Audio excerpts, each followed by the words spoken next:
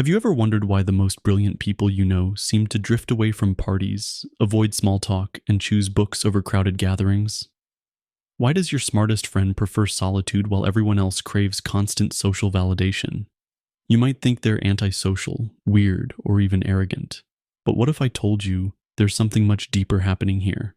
What if the very intelligence that makes them brilliant also makes them see through the illusions that keep most people trapped in endless social games? Arthur Schopenhauer, the 19th century German philosopher, who was as brilliant as he was solitary, understood this paradox better than anyone. He lived it, breathed it, and gave us the philosophical framework to understand why intelligence often leads to social withdrawal. And here's the uncomfortable truth nobody wants to admit. Smart people don't avoid social life because they're broken. They avoid it because they see it for what it really is. And once you see it, you can't unsee it. But before you think this is about becoming a hermit or cutting yourself off from the world, let me be clear. This is about understanding why your mind works the way it does, why you feel exhausted after social gatherings while others seem energized, why you crave depth while others seem satisfied with surface-level connections, and most importantly, how to use this understanding to build a life that actually nourishes your soul instead of draining it. So ask yourself this: how long will you keep forcing yourself into social situations that leave you feeling empty, misunderstood, and mentally exhausted?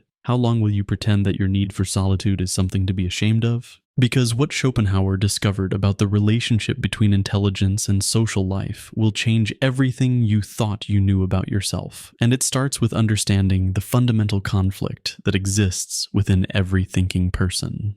Schopenhauer saw something that most people miss entirely. He understood that human existence is driven by two opposing forces, the will and the intellect. And this distinction explains everything about why intelligent people struggle with social life. The will is our blind driving force. It's what makes people desperate for attention, validation, status, and belonging. It's the part of you that wants to be liked, accepted, included. The will pushes you toward others because it believes that connection will somehow fill the emptiness inside. It's primitive, instinctual, and completely unconscious. But the intellect, that's different. The intellect sees clearly. It observes without being driven by need. And when you have a powerful intellect, something fascinating happens. You begin to see through the social games that captivate everyone else. And you start to notice how most conversations are just people performing for each other. How social gatherings are often elaborate displays of insecurity masked as confidence. How the loudest person in the room is usually the most desperate for validation. And once you see these patterns, you can't participate in them the same way. This is why intelligent people often feel like aliens in social situations. They're watching a play where everyone else is completely absorbed in their roles, while they can see the stage, the props, the desperate need for applause. And it's exhausting to pretend you don't see what you clearly see. Most people live entirely through their will. They chase social connections like addicts chasing their next fix. But intelligent people can step outside this compulsion through what Schopenhauer called pure contemplation. They can observe life instead of being consumed by it.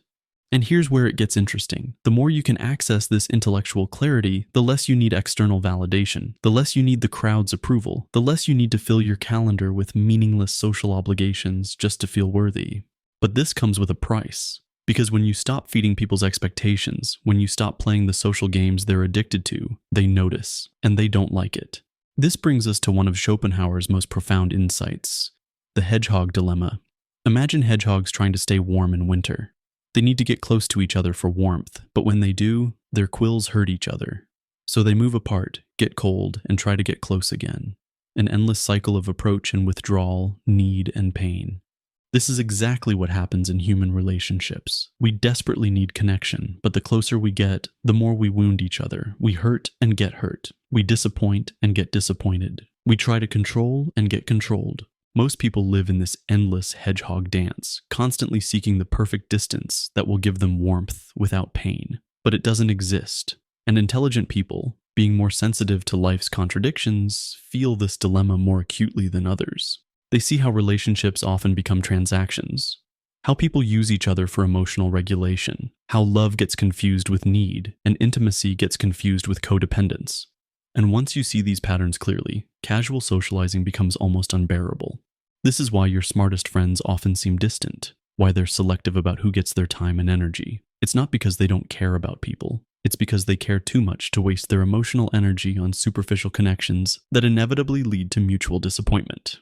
In our age of social media and constant connectivity, this dilemma has become even more intense. We're all hedgehogs now, desperately poking each other through screens, seeking warmth, but mostly finding pain. And the intelligent ones are the first to put down their phones and walk away. But here's what most people don't understand about solitude. And this is where Schopenhauer's wisdom becomes life-changing. Solitude isn't about running away from people. It's about running toward yourself. In solitude, you're free from the exhausting need to perform, to explain yourself, to manage other people's emotions. You're free from the constant pressure to be someone else's idea of who you should be. And in that freedom, something beautiful happens. You start to discover who you actually are. Schopenhauer understood that genuine self-development can only happen in solitude. Because when you're constantly responding to external demands, when you're always in reactive mode, when you're always trying to fit into someone else's narrative, you lose touch with your authentic self. Social life often requires compromise, not just of your time and energy, but of your very identity. You learn to dim your light so others don't feel threatened.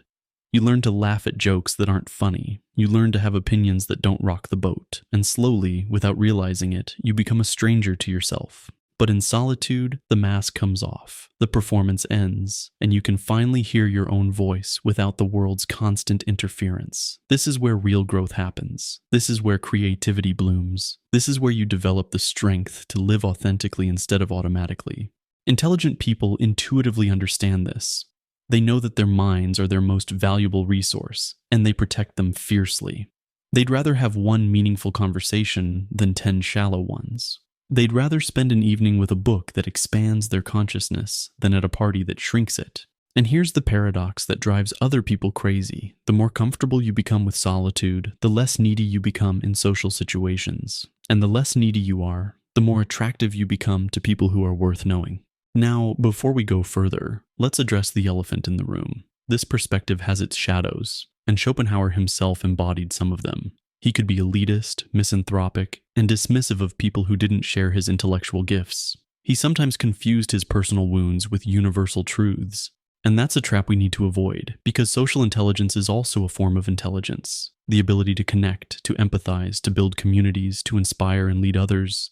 These are profound human capacities that deserve respect. The goal isn't to become a misanthropic hermit who looks down on everyone else. The goal is to understand your own nature so you can honor it without judging others for theirs. Some people are genuinely energized by social interaction. They think out loud, they process emotions through connection, they find meaning in community, and that's beautiful. The tragedy happens when we try to force square pegs into round holes.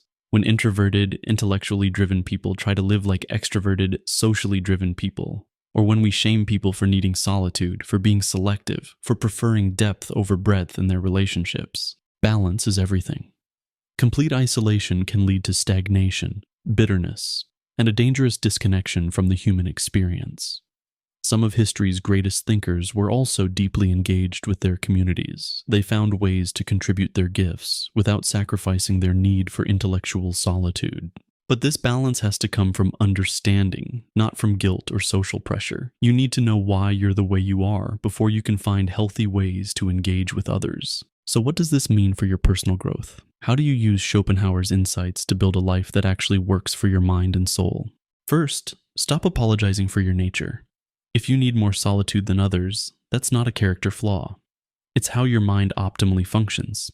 If you prefer deep conversations to small talk, honor that preference instead of forcing yourself to pretend you enjoy surface-level chatter. Second, become selective about your social energy. Not everyone deserves access to your inner world. Not every invitation deserves a yes. Not every relationship deserves your precious time and attention. This isn't about being arrogant. It's about being responsible with your most valuable resources. Third, understand that your social needs might be different from others, and that's okay. You might need only a few close connections instead of a large social circle. You might prefer one-on-one conversations to group gatherings. You might recharge in solitude while others recharge through social interaction. None of this makes you wrong or broken. Fourth, use your intellectual clarity as a gift, not a weapon. Yes, you can see through social facades and manipulation tactics. Yes, you understand human psychology in ways that others don't. But this insight should lead to compassion, not cynicism. People are playing these games because they're suffering, not because they're evil.